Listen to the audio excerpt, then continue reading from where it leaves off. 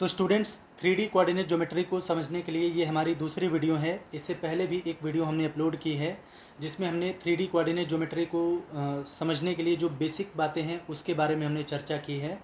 हमने जो 3D rectangular coordinate system होता है उसके बारे में एक्सप्लेन किया है कि अगर स्पेस में कोई पॉइंट दिया गया है, उसकी पोजीशन को अगर आपको निर्धारित करना है, लोकेट करना है, तो उसके लिए क्या करते हैं, एक फिक्स्ड पॉइंट लेते हैं स्पेस में ही जिसको ओरिजिन बोलते हैं। उसको खोजने का तरीका क्या है कि हम तीन परपेंडिकुलर लाइंस लेते हैं जो एक दूसरे को उस पॉइंट यानी कि उस ओरिजिन पे काटती हैं। इन लाइंस को लेने का तरीका क्या है कि हम तीन परपेंडिकुलर प्लेन्स लेते हैं और कोई भी दो प्लेन एक दूसरे को एक लाइन में काटते हैं तो दो प्लेन के कटान से एक लाइन मिलती है।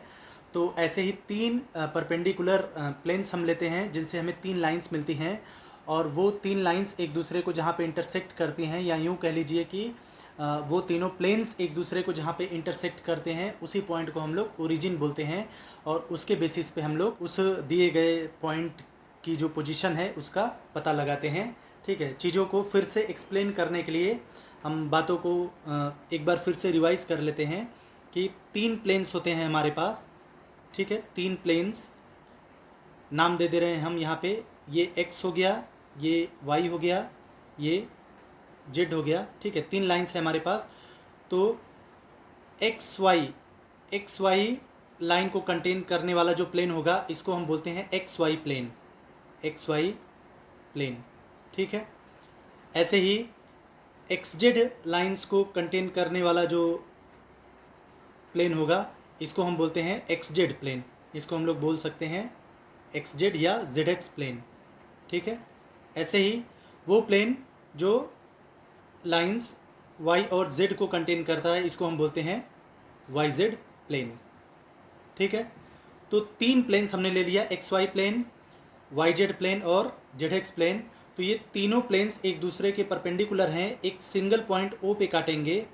ठीक है, तो इसी को ओरिजिन मानते हुए अगर किसी पॉइंट पी तक हमें पहुंचना है, जैसे मान लीजिए यहाँ पे पी तक पहुंचना है, तो हम क्या करेंगे, एक्स एक्सिस की डायरेक्शन में चलेंगे। ठीक है, वाई एक्सिस की डायरेक्शन में चलेंगे और इस जेड एक्सिस की डायरेक्शन में चलेंगे। तो हम पॉइंट पी पे पहुंच जाएंगे और बोल देंगे कि अगर हमने एक्स पे एक्स चला है, वाई की डायरेक्शन में वाई चला है और जेड की डायरेक्शन में जेड चला है, तो बोल देंगे इस पॉइंट का coordinate x comma y comma z है।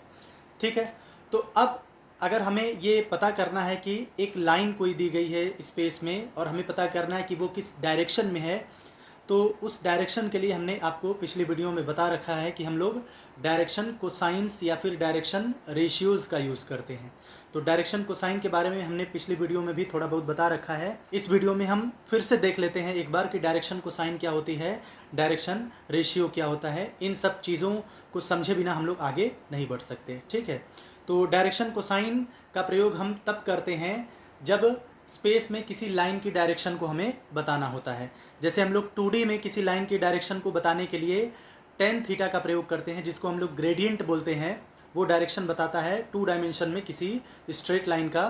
तो वैसे ही 3D में अगर कोई स्ट्रेट लाइन दी गई है तो उसकी डायरेक्शन को बताने के लिए, समझाने के लिए, ताकि उस लाइन की एग्जैक्ट लोकेशन हमें समझ में आ जाए, उसके लिए हम लोग डायरेक्शन कोसाइन का प्रयोग करते हैं। ठीक है, आगे जब हम कुछ फार्मूला को डिस्कस कर लेंगे तो आपको ये अपने आप पता चल जाएगा कि क्यों यहाँ पे हम कॉस थीटा लेते हैं। 2D में हम लोग टेन थीटा लेते हैं क्योंकि टेन थीटा का जो फंक्शन आता है, आपको समझाने के लिए हम बता दे रहे हैं। जैसे अगर ये हमारे पास एक्स एक्सिस है और ये वाई एक्सिस है और यहाँ पे कोई पॉइंट पी है, मान लीजिए इसका कोऑर्डिनेट है एक्स कॉमा वाई। ठीक है, और ये मान लीजिए कि इसको हमने ओरिजिन ओ से मिला दिया, तो ये किस डायरेक्शन में हो गया, ओ पी डायरेक्शन में हो गया।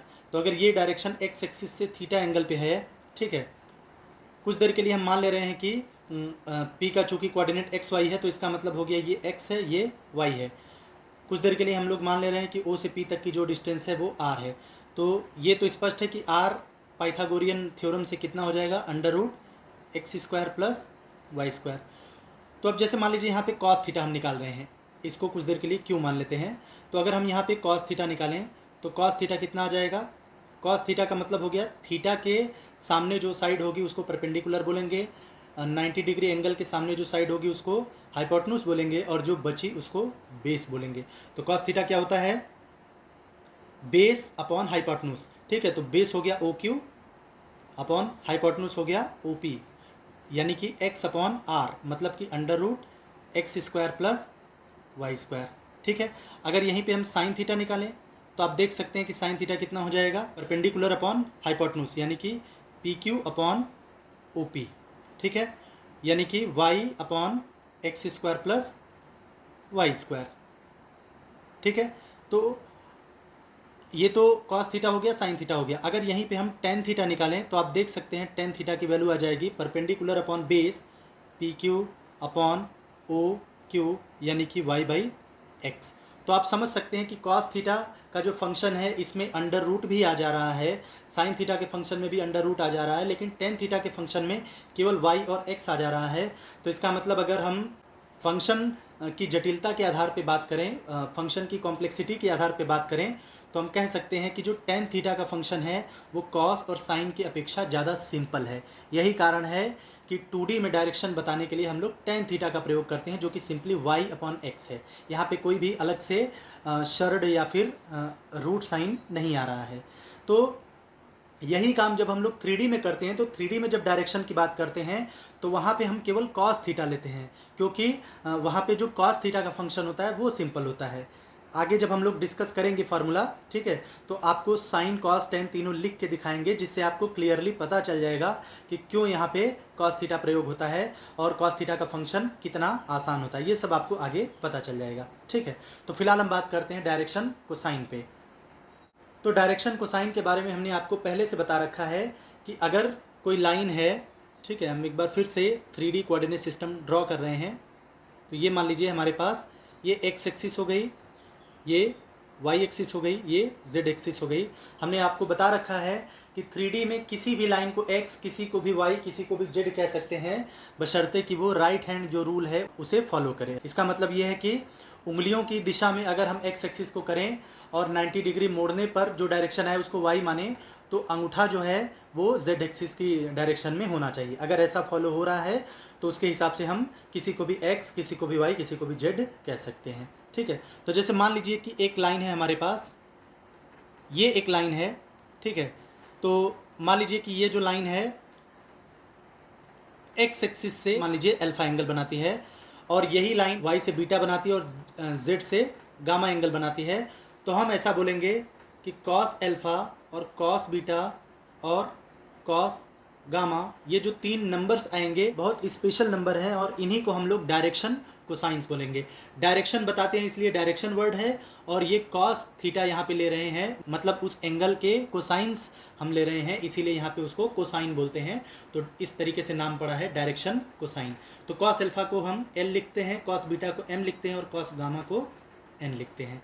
ठीक है, और इनमें रिलेशन होता है कि l square plus m square plus n square का जब हम मान निकालते हैं, इनकी जब वैल्यू निकालते हैं तो वो कितना आ जाता है? ये 1 आता है। ठीक है, आगे हम इन सब चीज़ों को एक्सप्लोर करेंगे। फिलहाल फिर से हम डेफिनेशन बता दे रहे हैं कि अगर कोई लाइन एक्स एक्सिस से अल्फा एंगल बनाए, वाई से बीटा एंगल बनाए और जेड से गामा एंगल बनाए, ये स्पेस की बात हो रही है। ठीक है, ये जो लाइन है वो स्पेस में है, तो वो एक्स एक्सिस से अल्फा एंगल बना रही है, वही लाइन उसी समय वाई से बीटा बना रही है और जेड से गामा बना रही है।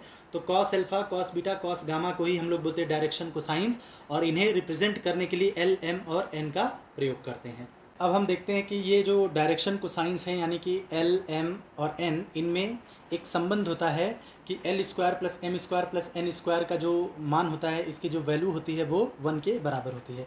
तो एक बार इस बात को देख लेते हैं, उसके बाद हम लोग आगे बढ़ते हैं। ठीक है, तो इस चीज़ को समझाने के लिए हम फिर से rectangular coordinate system, 3D rectangular coordinate system draw करते हैं। ठीक है, तो हम मान लेते हैं ये एक्स एक्सिस है, ये वाई एक्सिस है और ये जेड एक्सिस है। मान लेते हैं कि ये हमारे पास कोई पॉइंट है P, जिसका कोऑर्डिनेट है एक्स, वाई, जेड। ठीक है, ये हमारा ओरिजिन है। तो O से हमने P को मिला दिया, O से P को हमने मिला दिया, और मान लेते हैं कि O से P तक की जो डिस्टेंस है वो R के बराबर है। तो जो R स्क्वायर होगा ये x square plus y square plus z square के बराबर होगा। ठीक है, इतनी बातें हमको पहले से पता है। अब मान लीजिए डायरेक्शन कोसाइन जो है, ओपी लाइन की जो डायरेक्शन कोसाइन है वो एल एम एन है, एल एम एन। इसका मतलब ये है कि ये जो ओपी लाइन है वो एक्स एक्सिस से अल्फा एंगल बना रही है, वाई से बीटा एंगल बना रही है और जेड से गामा एंगल बना रही है। यानी हम कह सकते हैं कि एल का मान है कॉस अल्फा, एम का मान है कॉस बीटा और एन का मान है कॉस गामा। तो सबसे पहले चूंकि ये लाइन ओपी जो है एक्स एक्सिस से अल्फा एंगल बना रही है, तो ये एंगल कितना हुआ, अल्फा। तो हम पी से एक्स एक्सिस पे एक परपेंडिकुलर ड्रॉप करते हैं जिसको नाम दे देते हैं पी एम। ठीक है, तो अगर यहाँ पे कॉस अल्फा लें तो कॉस अल्फा का मान हो जाएगा base upon hypotenuse, base upon hypotenuse, इसका मतलब O M upon O P. तो ओ एम कितना हो गया, चूंकि पॉइंट का कोऑर्डिनेट एक्स वाई जेड है, इसका मतलब ये एक्स है। ठीक है, तो ये हो गया एक्स अपॉन आर, और कॉस अल्फा को हम लिख रहे हैं एल, तो इसका मतलब हो गया एक्स बराबर एल आर।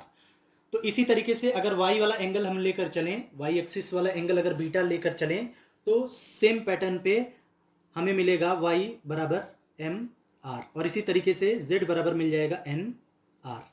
तो इसका मतलब जिस पॉइंट का कोऑर्डिनेट एक्स वाई जेड हुआ करता था, अब उस पॉइंट का कोऑर्डिनेट क्या हो गया, l r m r n r.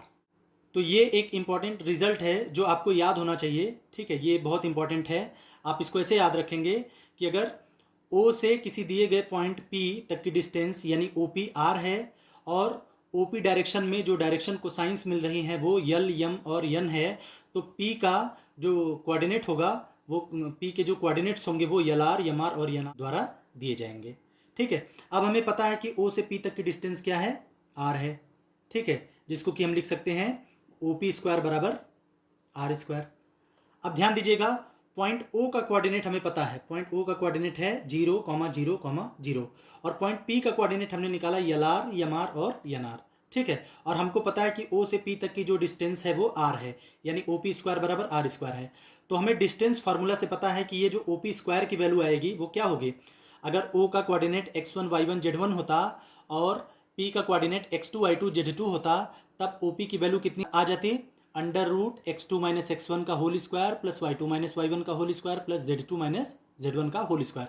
तो इस आधार पे चूंकि O का कोऑर्डिनेट 0, 0, 0 है और P का coordinate l r, m r और यन आर है, तो इसका मतलब डिस्टेंस फार्मूला से जो OP स्क्वायर की वैल्यू आएगी वो क्या हो जाएगी, यल आर माइनस 0 का whole square plus m r minus 0 का whole square plus n r minus 0 का होल स्क्वायर और बराबर आर स्क्वायर। ठीक है, तो यहाँ से मिल गया यल square are square plus Yama square are square plus N square are square बराबर आर स्क्वायर। ठीक है, आर स्क्वायर कॉमन ले लीजिए, आर स्क्वायर कॉमन ले लीजिए तो मिला यल स्क्वायर प्लस यम स्क्वायर प्लस यन स्क्वायर बराबर आर स्क्वायर। आर स्क्वायर से आर स्क्वायर कैंसिल, इससे हमें मिल गया यल स्क्वायर प्लस यम स्क्वायर प्लस यन स्क्वायर बराबर 1। ठीक है, तो ये डायरेक्शन को साइंस में हमारे पास रिलेशन आ गया।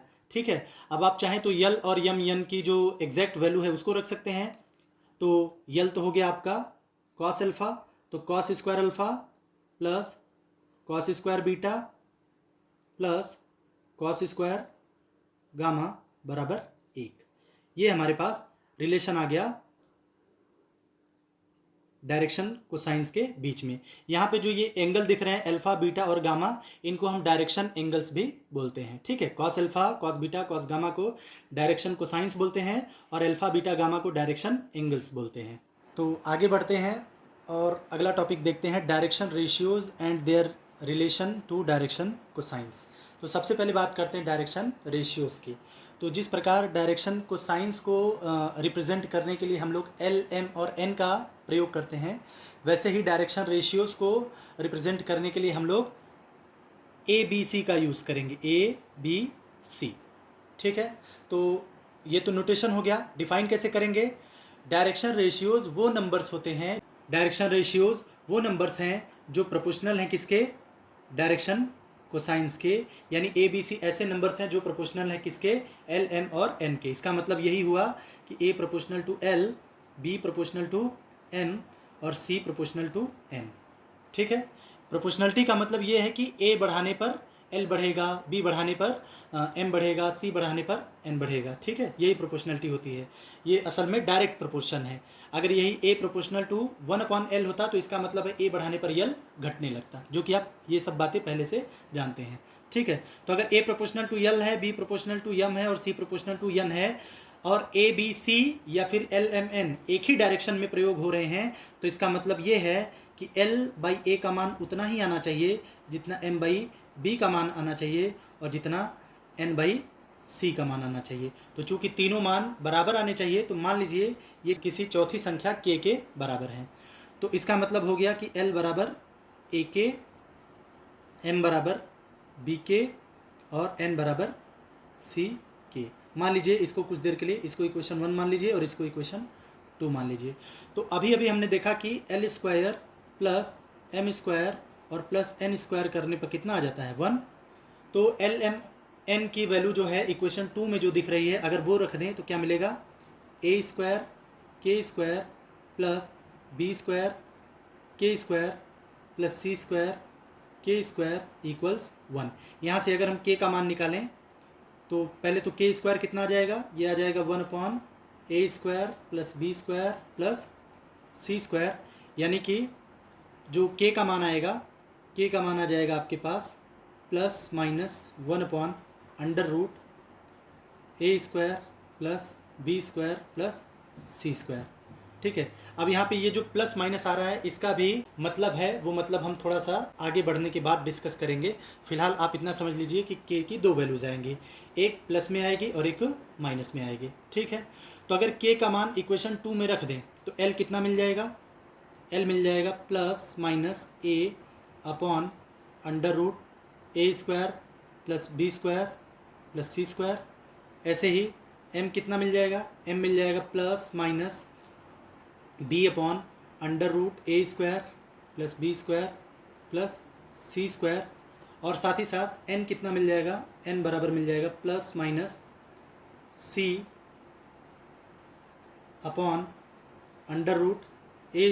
Plus B² plus C²। ठीक है, तो इसको याद रखने के लिए एक नोटेशन चलता है, जिसको आप याद रख लेंगे तो आपके लिए आसान रहेगा।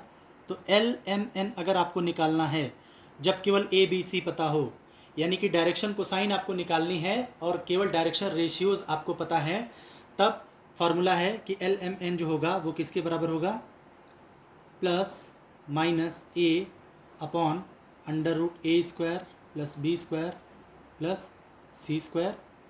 ठीक है, plus minus B/√A² plus B² plus C² और plus minus C/√A² plus B² plus C²। ठीक है, ये आपके पास LMN यानी कि डायरेक्शन कोसाइंस निकालने का फार्मूला आ गया जब ABC का मान पता हो, यानी कि जब आपके पास डायरेक्शन रेशियोज दिए गए हों। ठीक है, तो ये तो फिलहाल हमारे पास हो गया कि डायरेक्शन रेशियोज क्या होते हैं और डायरेक्शन रेशियोज किस प्रकार कनेक्टेड हैं डायरेक्शन कोसाइंस से। ठीक है, तो किसी डायरेक्शन में जो डायरेक्शन रेशियोज होते हैं वो ऐसे नंबर्स होते हैं जो उसी डायरेक्शन की डायरेक्शन कोसाइंस के डायरेक्टली प्रोपोर्शनल होते हैं। ठीक है, और डायरेक्शन कोसाइन में और डायरेक्शन रेशियोज में ये संबंध होता है जिसको कि आप याद रखेंगे। इससे आपको डायरेक्शन कोसाइन से डायरेक्शन रेशियो और डायरेक्शन रेशियो से डायरेक्शन कोसाइन में जाने में आसानी रहेगी। एक बात और यहाँ पे समझ लेते हैं, यहाँ पे जो प्लस माइनस करके साइन आ रहा है, तो इसको समझाने के लिए मान लीजिए हमारे पास एक लाइन है, ये हमारे पास एक लाइन है, इस लाइन को हमने नाम दे दिया AB। ठीक है, इस लाइन को नाम दे दिया AB और हम A से B की डायरेक्शन में बढ़ रहे हैं, A से B की डायरेक्शन में हम बढ़ रहे हैं। ठीक है, तो आपको इतना समझना है कि अगर हम A से B की डायरेक्शन में बढ़ रहे हैं तो मान लीजिए जैसे कि इस डायरेक्शन में हमारे पास जो डायरेक्शन कोसाइन आ रही है वो LMN आ रही है। तो अगर आप इसी लाइन पर इसी के जस्ट अपोजिट डायरेक्शन में जाएं, यानी B से A की तरफ जाएं, तब आपको जो डायरेक्शन कोसाइन मिलेगा वो -L -M और -N मिलेगा। इसका मतलब ये है कि एक एक ही लाइन की डायरेक्शन कोसाइन को एल एम एन भी ले सकते हैं, minus l minus m minus n भी ले सकते हैं। अंतर क्या है, अगर किसी एक डायरेक्शन में आपने plus l plus m plus n लिया है तो उसके अपोजिट डायरेक्शन में आपको माइनस एल माइनस एम और माइनस एन लेना पड़ेगा।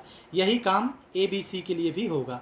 मतलब अगर आप ए से बी तक बढ़ रहे हैं और आपके जो डायरेक्शन रेशियोज आ रहे हैं वो ए बी सी आ रहे हैं, तो इसका मतलब जब आप बी से ए की तरफ बढ़ेंगे तो आपके जो डायरेक्शन रेशियोज आएंगे वो माइनस ए माइनस बी माइनस सी आएंगे। तो अगर केवल हमको पता है कि लाइन ए बी पर चलना है, अगर हमको ये पता है कि लाइन ए बी पर चलना है, तब हम ए से बी की तरफ भी जा सकते हैं, बी से ए की तरफ भी जा सकते हैं। तो हमारे चलने की डायरेक्शन पर डिपेंड करता है कि हमको प्लस वाली डायरेक्शन कोसाइन या डायरेक्शन रेशियो लेना है या फिर माइनस वाला। ठीक है, तो इसीलिए ये जो फार्मूला आया है उसमें प्लस माइनस दोनों आया है। आगे बढ़ते हैं और कुछ और भी चीज़ों को हम लोग समझने का प्रयास करते हैं। ये हमारे पास एक थ्योरम है, इसमें 4 बातें बताई गई हैं और चारों ही बहुत ज़्यादा इंपॉर्टेंट है, चारों ही आपको याद रहनी चाहिए। अगर ये चारों बातें आपको याद हैं तो इसका मतलब ये है कि आपको डायरेक्शन कोसाइन और डायरेक्शन रेशियोज़ के बारे में अच्छे से क्लियर है।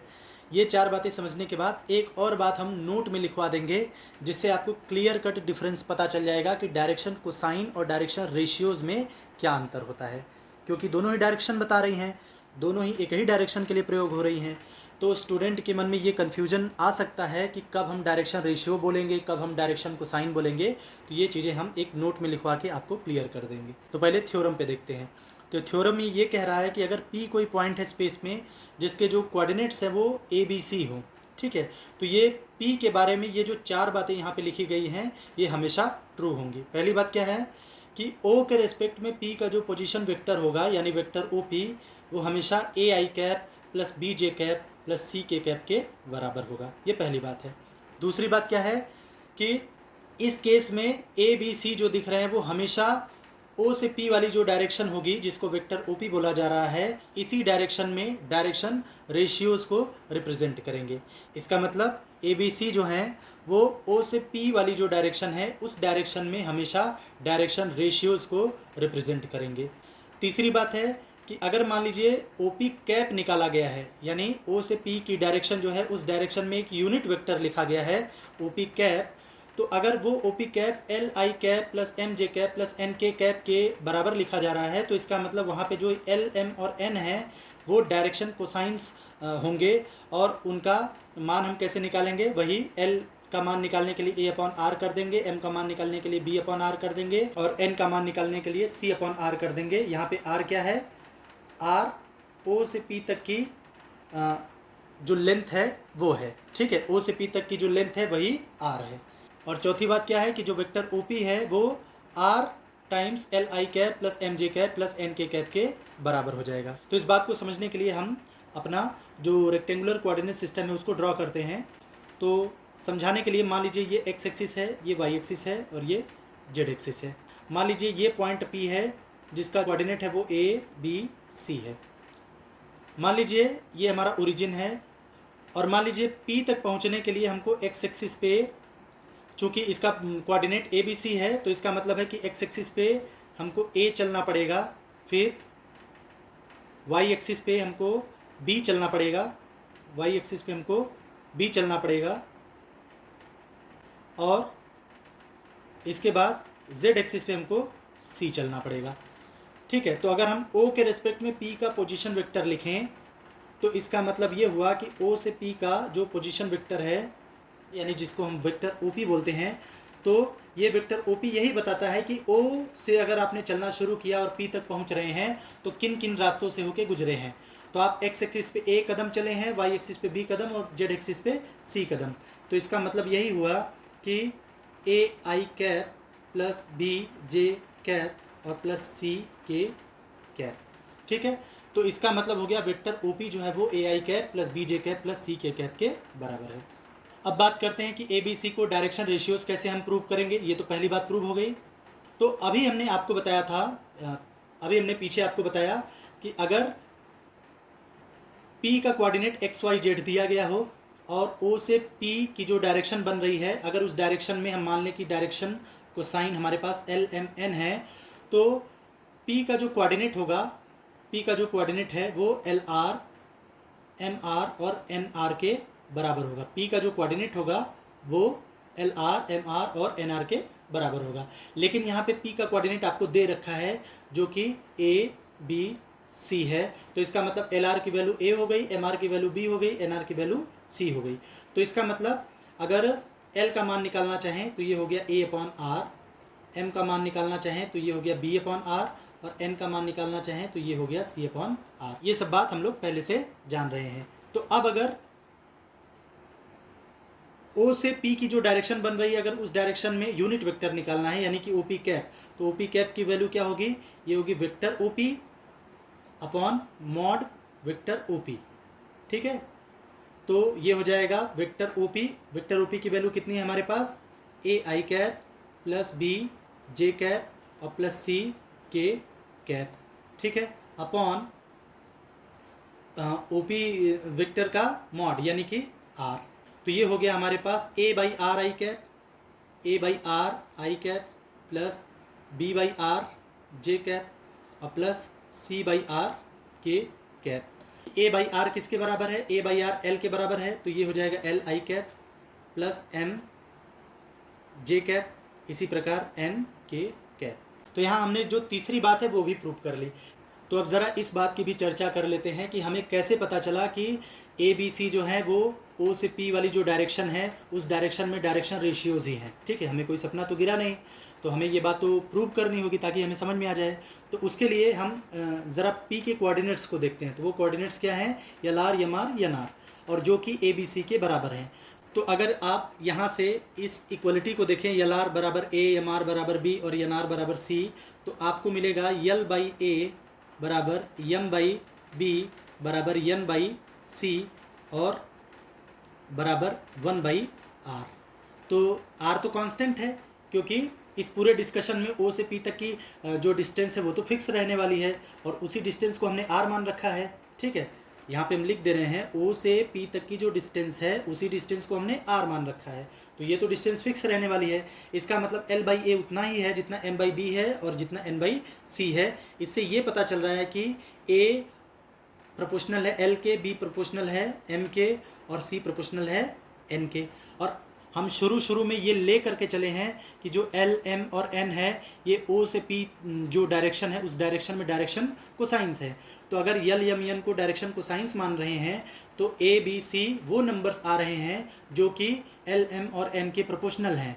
तो ऐसे नंबर्स को ही तो डायरेक्शन रेशियोज बोलते हैं। तो इससे ये बात साबित होती है कि इसका मतलब जो ए बी और सी है यहाँ पे वो डायरेक्शन रेशियोज हैं। तो इसीलिए यहाँ पे कहा गया है कि वेक्टर ओ पी जो होगा वो A I cap plus B J cap plus C K cap के बराबर होगा, जहाँ पे ए बी सी जो है वो ओ से पी वाली डायरेक्शन में डायरेक्शन रेशियोज को रिप्रेजेंट करेंगे। डायरेक्शन कोसाइंस के अगर टर्म में लिखना चाहें तब हमारे पास यूनिट वेक्टर मिलेगा ओ पी कैप, जो कि किसके बराबर हो जाएगा, ओ पी कैप किसके बराबर हो जाएगा, L I cap plus M J cap plus N के कैप। तो बस आपको इतना याद रखना है कि अगर वेक्टर ओ पी लिखा गया है, अगर वेक्टर ओ पी लिखा गया है तो जो आई जे और के कैप के जो कोफिशिएंट्स आएंगे वो डायरेक्शन रेशियोज होंगे।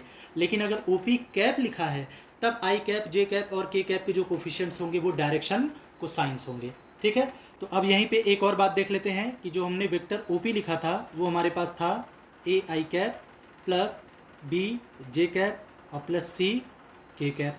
ठीक है, और हमारे पास वैल्यू है ए की जगह एल आर है, बी की जगह एम आर है, सी की जगह एन आर है। तो अगर ये रखें तो आर हमारे पास कॉमन आ जाएगा और यहाँ हो जाएगा l i cap plus M J cap और प्लस एन के कैप, जो कि हमारा जो थ्योरम है उसका चौथा पॉइंट है। तो इस प्रकार हमने देखा कि अगर स्पेस में दिए गए किसी पॉइंट पी का कोऑर्डिनेट ए बी सी है तो उसके बारे में ये जो बातें हैं वो किस तरीके से काम करती हैं और कैसे हमें इसे समझना है और इसे हमें याद रखना है। तो स्टूडेंट्स, यहाँ पे हमने नोट में 3 बातें लिख रखी हैं और तीनों की तीनों बातें बहुत ज़्यादा इम्पॉर्टेंट हैं, आपको तीनों ही बातें अच्छे से याद होनी चाहिए।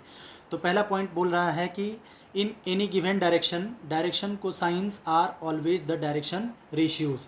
मतलब कि अगर आप किसी एक डायरेक्शन में आपको जो डायरेक्शन कोसाइन मिल रही है तो डायरेक्शन कोसाइन को डायरेक्शन रेशियोज आप बोल सकते हैं। यानी यहाँ पे सीधे सीधे ये बोला जा रहा है कि हर एल एम एन जो है वो ए बी सी भी हो सकते हैं, हर डायरेक्शन कोसाइंस डायरेक्शन रेशियोज भी मानी जा सकती हैं। ठीक है, दूसरा है कि लेकिन इसका उल्टा नहीं सही है। जो पहला पॉइंट है, तो दूसरे में उसी पहले पॉइंट का खंडन किया गया है। बोला जा रहा है कि पहले पॉइंट का उल्टा नहीं सही है। मतलब पहले पॉइंट में ये बोल रहे हैं कि हर डायरेक्शन कोसाइन डायरेक्शन रेशियो होंगे, लेकिन दूसरे में बोला जा रहा है कि हर डायरेक्शन रेशियो डायरेक्शन कोसाइन हो ये ज़रूरी नहीं है। तो कब ये सिचुएशन हो सकती है?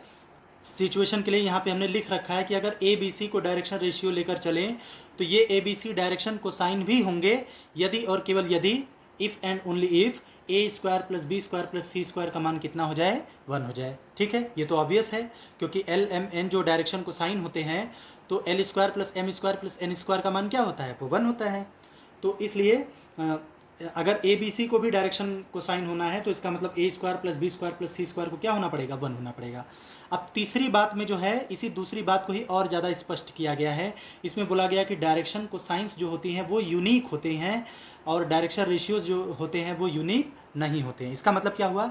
इसका मतलब ये हुआ कि जैसे मान लीजिए कि आपके पास टू डायरेक्शन रेशियोज हैं। ठीक है, तो ये टू डायरेक्शन रेशियोज हैं, लेकिन ये डायरेक्शन कोसाइंस नहीं हो सकते, क्योंकि अगर इनको ए बी सी लेकर चलें तो हम देखेंगे कि A square plus B square plus C square की जो वैल्यू आएगी वो कितनी आ जाएगी?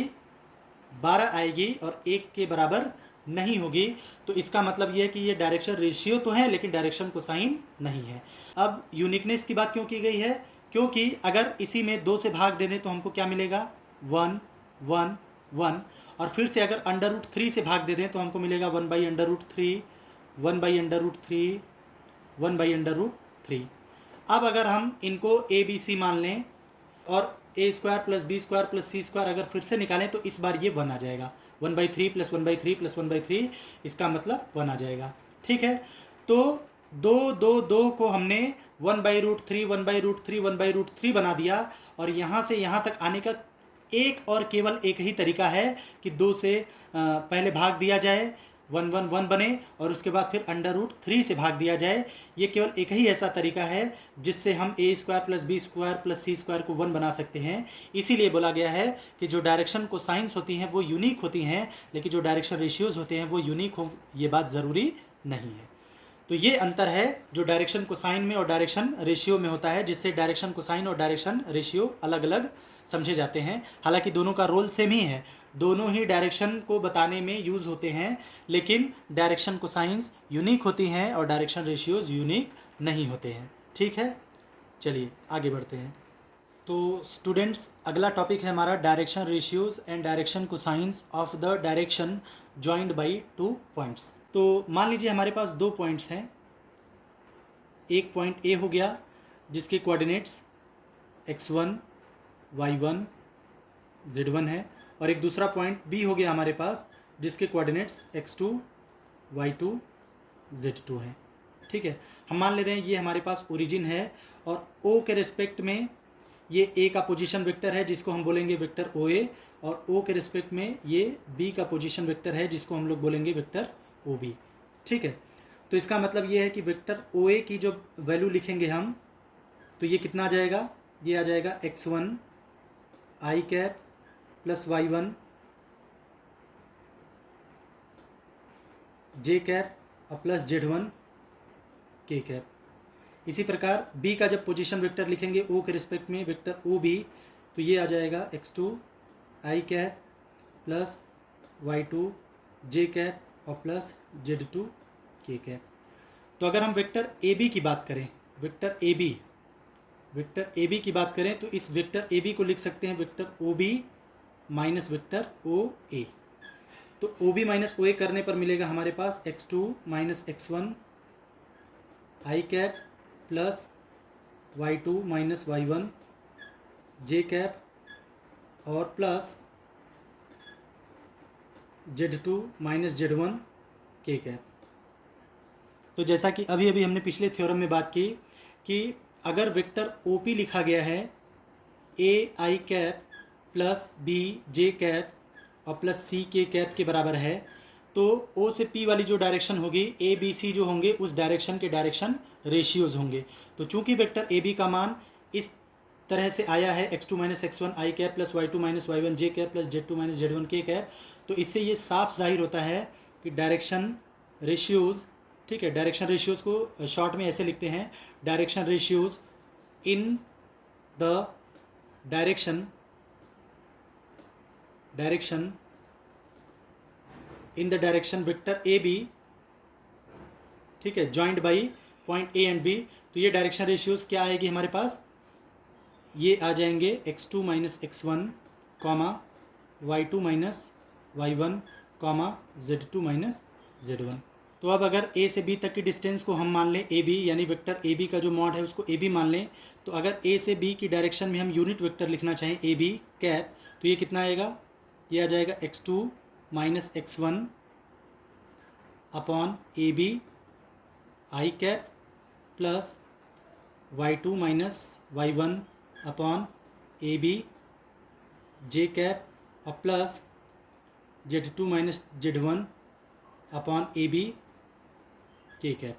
ठीक है, ऐसा क्यों हुआ, क्योंकि ए बी कैप किसके बराबर होगा, ए बी कैप जो है हमारा vector A B upon mod vector A B के बराबर होगा, तो इसलिए ए बी कैप इतना आ गया। अब हमने बताया था कि अगर यूनिट वेक्टर लिखा हुआ है, जैसे वेक्टर ए बी लिखा गया था, तो आई कैप जे कैप और के कैप के जो कोफिशिएंट्स थे वो डायरेक्शन रेशियो हो गए। तो अगर ए बी कैप लिखा है तो आई कैप जे कैप और के कैप के जो कोफिशिएंट्स होंगे वो डायरेक्शन कोसाइंस हो जाएंगे। तो इसका मतलब डायरेक्शन कोसाइंस, इसको हम डी सी एस लिखेंगे, जैसे इसको डी आर एस लिख रहे थे, इसको डी सी एस लिखेंगे, direction cosines in the direction, ठीक है, किस डायरेक्शन में, उस डायरेक्शन में जो ए से बी की तरफ जाती है, जिसको हम वेक्टर ए बी लिखेंगे। तो वो क्या हो गई, x2 minus x1 upon A B, ठीक, y2 minus y1 upon A B और z2 minus z1 upon A B. तो इसका मतलब ये हुआ कि अगर हमारे पास दो पॉइंट्स दिए गए हैं जिनके कोऑर्डिनेट्स x1 y1 z1, ये ए पॉइंट है, और x2 y2 z2 ये बी पॉइंट है, तो अगर ए से बी की डायरेक्शन में हमको डायरेक्शन रेशियो पता करना हो तो वो x2 minus x1 y2 minus y1 और z2 माइनस z1 होगा। और डायरेक्शन कोसाइंस क्या होंगी, x2 minus x1 upon A B, y2 minus y1 upon A B और z2 minus z1 upon A B.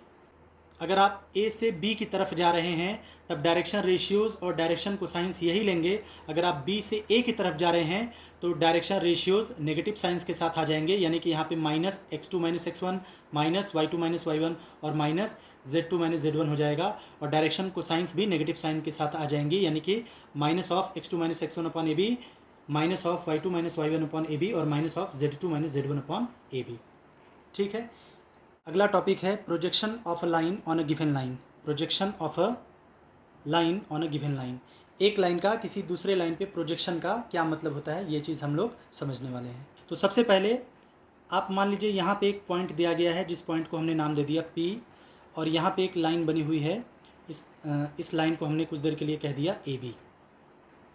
ठीक है, तो पॉइंट P से अगर AB पे हम एक परपेंडिकुलर ड्रॉप करें, मान लीजिए ये परपेंडिकुलर कहलाया PM, जो कि AB के पॉइंट M पे आके मिल रहा है, तो इस M को बोलते हैं, ये जो परपेंडिकुलर है उसका फूट, यानी कि M को बोला जाता है फूट of perpendicular of PM on AB।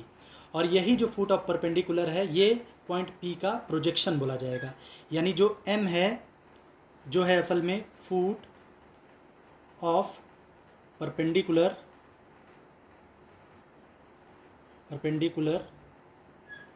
PM on AB, तो इसी चीज़ को बोला जाता है projection of point P on line AB। तो ये तो हो गया एक पॉइंट का एक लाइन पे प्रोजेक्शन। अब अगर हमको एक लाइन का दूसरे लाइन पे प्रोजेक्शन देखना हो तब तो लगभग सेम प्रोसीजर रहेगा। यहाँ पे एक लाइन हमने ले लिया, इस लाइन को अब हमने कह दिया PQ, और एक दूसरी लाइन हमने ले ली AP। ठीक है, तो P से Q तक जितने भी पॉइंट्स हो सकते हैं इस लाइन पे, हर पॉइंट को लीजिए और उसका प्रोजेक्शन यहाँ पे लीजिए। ठीक है, तो एक पॉइंट का प्रोजेक्शन क्या हुआ, उस पॉइंट से उस लाइन पे परपेंडिकुलर डालिए तो जो फूट ऑफ परपेंडिकुलर मिलेगा वही उस पॉइंट का प्रोजेक्शन होगा। तो इस लाइन PQ पे हमने पहला पॉइंट P लिया, तो P का प्रोजेक्शन क्या हुआ, P से डाला गया जो परपेंडिकुलर है उसका जो फुट है इसको हम मान लेते हैं P1। तो ये P1 क्या हो गया, पॉइंट P का प्रोजेक्शन हो गया। इसी प्रकार इस लाइन पे मान लीजिए एक और ये पॉइंट है, तो इस पॉइंट का प्रोजेक्शन क्या हुआ, इसका फुट अब परपेंडिकुलर हो गया, यानी इसको मान लीजिए P2। ऐसे ही एक और पॉइंट ले लीजिए, इसका प्रोजेक्शन क्या हुआ, P3। तो इस लाइन पे जितने भी पॉइंट्स हो सकते हैं सबका प्रोजेक्शन लेते जाइए। Q का भी हमने प्रोजेक्शन ले लिया और ये मान लेते हैं ये हो गया Pn। ठीक है, तो PQ लाइन का AB लाइन पे जो प्रोजेक्शन होगा वो असल में वो सेगमेंट होगा, वो सेगमेंट ऑफ लाइन होगा जिसकी लेंथ P1 से Pn तक होगी, जिसकी लेंथ P1 से Pn तक होगी। इसका मतलब हम ऐसा कह सकते हैं कि लाइन PQ का जो लाइन AB पे प्रोजेक्शन है वो लाइन P1 Pn द्वारा दिया जा रहा है, जिसकी लेंथ क्या है, P1 से Pn तक की दूरी के बराबर है। तो यहाँ पे जब हम वेक्टर का डॉट प्रोडक्ट लेते हैं तो उसमें भी ये प्रोजेक्शन की बात आती है। ठीक है, समझाने के लिए मान लीजिए कि दो वेक्टर है हमारे पास, एक वेक्टर A है और एक वेक्टर B है। तो इनके बीच में एंगल को हम मान लेते हैं थीटा है। तो हम डिफाइन करते हैं vector A dot vector B और डिफाइन करते हैं बराबर AB, वेक्टर A का मॉड वेक्टर B का मॉड कॉस थीटा। तो अब ज़रा बात को समझिएगा, अगर हम ये जो B वेक्टर दिख रहा है, अगर इस B वेक्टर का इस वेक्टर A पे प्रोजेक्शन निकालें तो ये प्रोजेक्शन क्या होगा, ये OM के बराबर होगा, यानी इस प्रोजेक्शन की जो लेंथ होगी वो OM के बराबर होगी। मान लीजिए हमको ये OM निकालना है, तो इसको समझाने के लिए हम मान लेते हैं कि O से यहाँ ये जो पॉइंट दिख रहा है जहाँ से हमने परपेंडिकुलर ड्रॉप किया है, इसको कुछ देर के लिए मान ले रहे हैं B। ठीक है, तो चूंकि ये B वेक्टर है तो इसका मतलब ये है कि O से B तक का जो B वेक्टर है उसका जो मैग्नीट्यूड है वो किसके बराबर है, मॉड ऑफ वेक्टर B, यानी कि B के बराबर है। अगर हम इस ट्रायंगल में, ट्रायंगल OBM में अगर हम cos थीटा ले लें तो cos थीटा क्या हो जाएगा, cos थीटा का मतलब हो जाएगा बेस यानी कि OM अपॉन हाइपोटनूस यानी कि OB। तो OM कितना हुआ, OM हमको नहीं पता है, वो निकालना है, और OB का मान है B। तो इसका मतलब OM का मान यहाँ पे मिल गया B cos थीटा। अब आप ध्यान दीजिएगा कि इस चीज़ को हम ये भी लिख सकते हैं AB cos थीटा, क्योंकि mod of vector A he A है और mod of vector B he B है। ठीक है, तो OM क्या हो गया, B cos थीटा। तो अगर B cos थीटा का मान निकालना चाहें तो क्या मिलेगा, B cos थीटा का अगर हम मान निकालना चाहें इस इक्वेशन से तो B cos थीटा बराबर हो जाएगा A dot B upon A, जिसको कि लिख सकते हैं vector A upon A dot vector B। और वेक्टर A अपॉन A का मतलब हुआ वेक्टर A का मॉड, यानी ये हो गया A cap dot vector B। इसी प्रकार अगर हम A cos थीटा निकालेंगे, A cos थीटा निकालेंगे तो A cos थीटा किसके बराबर आ जाएगा, ये हो जाएगा vector A dot B cap. Same तरह से अब ज़रा देखिएगा कि यहाँ पे B cos थीटा और A cos थीटा है क्या। तो B cos थीटा असल में OM के बराबर था, और OM है क्या, इसी OB का इस वेक्टर A पर प्रोजेक्शन, यानी हम इसको लिख सकते हैं प्रोजेक्शन ऑफ, ध्यान दीजिएगा, projection of vector B on vector A। तो वेक्टर B का वेक्टर A पे जो प्रोजेक्शन है वो OM के बराबर है, वो OM के बराबर है, और OM आया कितना हमारा, OM आया हमारा B cos थीटा, जिसको कि हम लिख सकते हैं कितना, A cap dot vector B, A cap dot vector B, जिसको हम ये भी लिख सकते हैं vector B dot A cap, A cap. ठीक है, तो इसका मतलब projection of vector B on A, projection of vector B on vector A जो कि OM है, जो कि B cos थीटा है, वो किसके बराबर था, A cap dot vector B, जिसको ये भी लिख सकते हैं vector B dot A cap, क्योंकि डॉट प्रोडक्ट जो होता है वो कम्यूटेटिव होता है, यानी x डॉट y को y डॉट x लिखते हैं। तो ये हो गया vector B dot A cap. ठीक है, इसी प्रकार जो ये A cos थीटा दिख रहा है, ये A cos थीटा क्या है, ये वेक्टर A का वेक्टर B पे प्रोजेक्शन है। तो इसको हम ये लिख सकते हैं कि projection of vector A on vector B, अगर ये निकालते हैं तो ये मान लीजिए किसी ओ एन के बराबर आ जाता। हम चित्र में बता दे रहे हैं, इसको बढ़ा दे रहे हैं इस लाइन को, और यहाँ पे एक परपेंडिकुलर ऐसे डाले होते, ये यहाँ पे एन पे मिलता, ये ए होता, ठीक है, ये पॉइंट ए होता और ये एन होता। तो ओ एन जो होता वो वेक्टर ए का वेक्टर बी पे प्रोजेक्शन हो जाता, और ये कितने के बराबर आता, ये ए कॉस थीटा के बराबर आता, और ए कॉस थीटा का मान कितना हो जाता हमारे पास, vector A dot B cap, vector A dot B cap. ये हमारे पास फॉर्मूला है जो कि आपको याद होना चाहिए, और इन बातों का हम ये जो आर्टिकल हम लोग पढ़ने वाले हैं इसमें यूज़ करेंगे। ठीक है, इसको याद कैसे रखना है इसका भी तरीका हम बता देते हैं। देखिए यहाँ पे लिखा गया projection of vector be on vector A.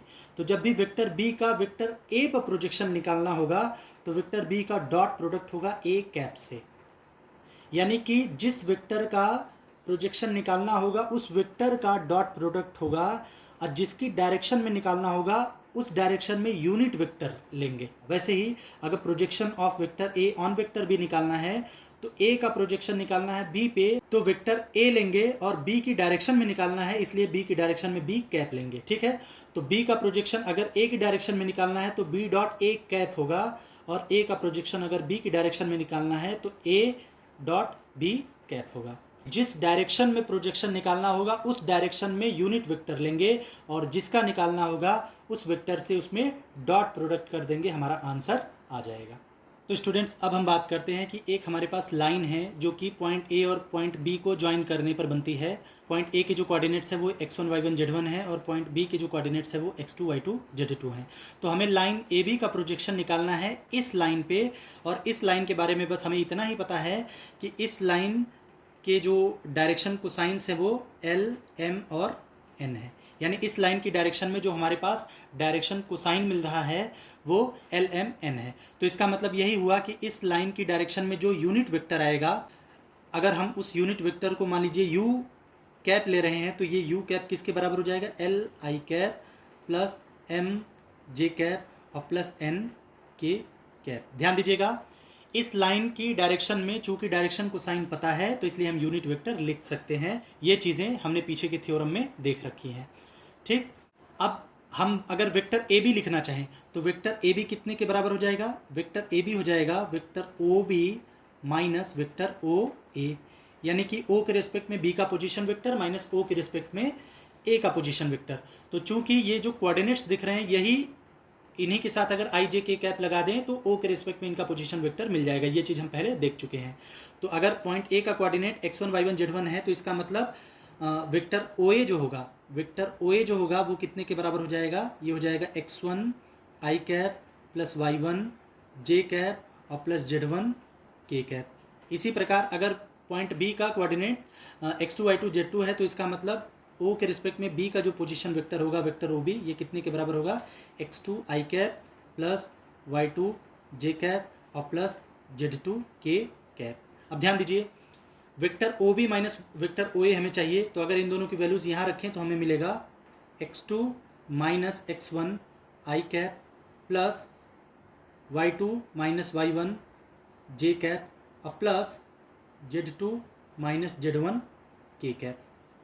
अब समझिएगा बात को, हमको वेक्टर ए बी का प्रोजेक्शन चाहिए किस डायरेक्शन में, इस लाइन की डायरेक्शन में जिस डायरेक्शन में हमको यूनिट वेक्टर पता है। तो अभी हमने बात की कि अगर एक वेक्टर का दूसरे वेक्टर पे प्रोजेक्शन निकालना है तो जिस वेक्टर पे प्रोजेक्शन निकालना है उस वेक्टर की डायरेक्शन में यूनिट वेक्टर होगा, और जिसका निकालना है वो पूरा वेक्टर होगा, और इन्हीं दोनों का डॉट प्रोडक्ट कर देना है। तो इसका मतलब अगर इस ए बी का इस लाइन पे जो प्रोजेक्शन है, अगर इसको कुछ देर के लिए हम एम एन मान लें, इस प्रोजेक्शन को एम एन मान लें, तो इसका मतलब ये जो m से n तक की जो दूरी होगी यानी जो प्रोजेक्शन है उस एम एन का मान कितना होगा, ये एम एन ही क्या है, ये है प्रोजेक्शन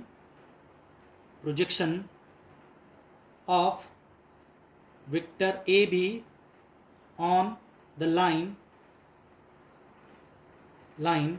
मान लीजिए इस लाइन को हमने नाम दे दिया L for line, on line L।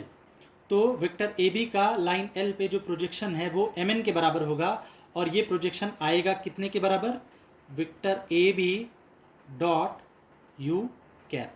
ठीक है, ध्यान दीजिएगा, वेक्टर ए बी का प्रोजेक्शन निकाल रहे हैं लाइन एल की डायरेक्शन में निकाल रहे हैं, तो इसलिए वेक्टर ए बी होगा और लाइन की जो डायरेक्शन होगी उसके डायरेक्शन में यूनिट वेक्टर होगा जो कि यू कैप है। ठीक है, तो अब ए बी कितना है हमारे पास, ये है x2 minus x1 I cap plus y2 minus y1 J cap plus z2 minus z1 K cap. ये हो गया वेक्टर ए बी।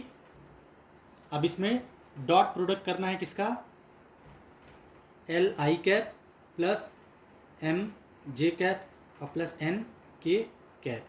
तो ये सॉल्व करने के बाद कितना आ जाएगा, x2 minus x1 into L plus y2 minus y1 into M अब plus z2 minus z1 into N.